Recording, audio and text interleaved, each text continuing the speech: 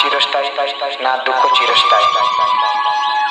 ସୁଖ ସମୟରେ ବି ଦିନେ ଚାଲିଯିବ, ଦୁଃଖ ସମୟ ବି ଦିନେ ଚାଲିଯିବ। ଜୀବନରୁ ନ କାଟିଲେ ଆଉ ରହିଲା ଯୁଗ, ଜନମରୁ ନ କାଟିଲେ ଆଉ ରହିଲା ଜନ୍ମ।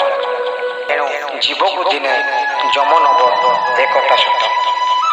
କେହି କାଟି ପାରିବେ ନାହିଁ ଜନ୍ମ ଯେମିତି ସକାଳର ମନ ବ୍ୟର୍ଥ, ମରଣ ବି ସେମିତି ଏକଥା ସତ। ରାଜା ହଉ ବା ରଙ୍କ ହଉ ସବୁଦିନ ହେବ ମୃତ୍ୟୁ, ମୃତ୍ୟୁ ଏଠି କାହାରିକି ଛାଡ଼େ ନାହିଁ।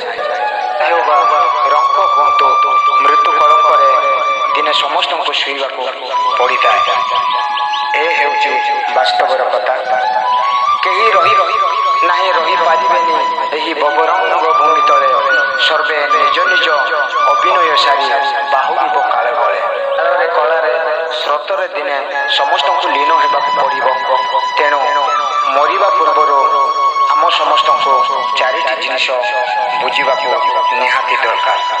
ମୁଁ କିଏ, ମୁଁ କୋଉଠୁ ଆସିଛି, ମୁଁ କ'ଣ କରିବି, ମୁଁ କୋଉଠୁକୁ ଯିବି। ମୁଁ କିଏ, ମୁଁ ହେଉଛି ଆତ୍ମା। ମୁଁ କୋଉଠୁ ଆସିଛି, ସେ ପରମ ଆତ୍ମାଙ୍କଠାରେ ଆସିଛି। ମୁଁ କ'ଣ କରିବି, ଏହା ଆମେ ନିଜେ